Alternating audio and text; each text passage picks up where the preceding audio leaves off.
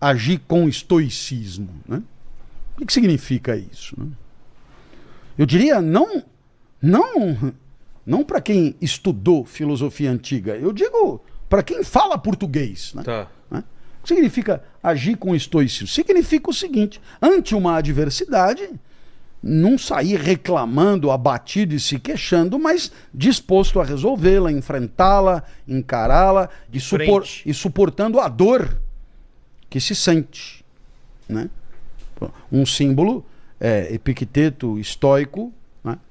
E um sujeito ele amarrado e um sujeito quebrando o braço dele, e ele é o símbolo do estoicismo, né? Ah, é? Você quebra o braço do cara, o cara isso não é relevante, né? Então, o estoico, ele está particularmente preparado para enfrentar a adversidade com o peito aberto, talvez sem muito mimimi, como gostam de dizer alguns nos dias de hoje. O que é interessante nessa história toda, né, pensando aqui muito alto e contemporaneamente e linkando com os dias de hoje, etc., né? Quer dizer que,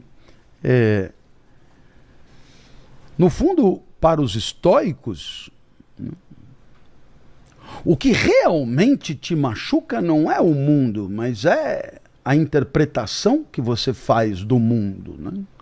E que, portanto, se houver um trabalho de interpretação do mundo pertinente, o poder lesivo do mundo sobre você diminui muito. Faz muito sentido. E é difícil isso, né? Muito difícil, né? Quer dizer, então, no final das contas, muito do que a gente vê, ouve, escuta e que nos abate, nos destrói, nos arrebenta, etc. e tal, no final das contas, porque é bem a ideia. O que o cara falou, ele falou lá, e o que ele quis dizer lá. Não pode ser isso a causa do teu abatimento. A causa do teu abatimento é o que você fez daquilo. O estoicismo é uma filosofia de origem grega. Foi típica do chamado período helenístico, séculos IV, III e II a.C. Zenão de Cítio é um filósofo nascido na atual ilha do Chipre, e se considera que Zenão foi o primeiro dos estoicos. Zenão vinha da escola cínica, aquela que pregava o total desapego aos bens materiais, mas ele fez coisas diferentes.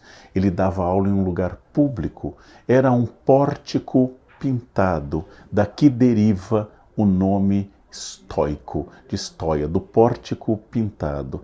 Zenão começou a ensinar, tal como os cínicos, que a gente deve levar uma vida mais simples, que nós não devemos nos apegar às coisas materiais, e como tal, bastante próximo do que é o cinismo como escola. Mas Zenão foi além disso. Ele começou a falar de leis da natureza. Essas leis são inevitáveis. Por exemplo, a morte. A morte é o destino de todos os seres vivos. Se eu me preocupo em combater a morte, ter medo da morte, me apavorar com a morte, eu não vou conseguir deter em um minuto o fato de que eu irei morrer. Então, por que temer o que é inevitável? Eu precisaria atingir o que os estoicos chamam de ataraxia, essa tranquilidade, este mundo livre de preocupações. Quando eu falo em escola cínica, nós fazemos do cinismo uma leitura de senso comum, que é achar que é cínico quem é falso, que é cínico quem mente, quem tem duas caras. Este é um valor completamente contemporâneo. O que eram os cínicos gregos? Um dos seus nomes é Diógenes. Diógenes morava em um barril. Diógenes era cercado de cães, em grego, sinós. Por isso, escola cínica. Diógenes andava com uma lamparina durante o dia procurando um homem honesto. Diógenes não queria mais nada. Diógenes se afastava por completo dos desejos do mundo, e dizem até que quando Alexandre o Grande disse a ele que podia dar qualquer coisa a ele, Diógenes disse: eu quero uma coisa, é que você saia de frente do sol, porque está impedindo o sol entrar aqui no meu barril. Era a única coisa que ele queria do homem mais poderoso da sua época. Os cínicos eram os filósofos do desapego e da análise desapegada do mundo, e não pessoas falsas, como nós podemos ler hoje em dia. O filósofo estoico tenta entender a ordem natural, parar de contrariar as leis da natureza. Ele vai propor uma filosofia cosmopolita, não uma escola fechada como foi a de Platão ou como foi a de Aristóteles, um liceu, uma academia, mas pregada em lugar público. O grande objetivo da vida estoica é a felicidade. E a felicidade deriva da compreensão das coisas, da compreensão das leis da natureza a partir de uma razão, de um logos universal. Claro, o estoicismo tem muitas etapas, muitas fases. Eu vou focar no estoicismo que marca o Império Romano, o estoicismo que acontece do século II, primeiro antes de Cristo e primeiro depois de Cristo. Tudo ao nosso redor, nós já vimos com Zenão, ocorre a partir de leis universais que devemos aceitar. A força da mudança deve ser dirigida exclusivamente para aquilo que você pode alterar.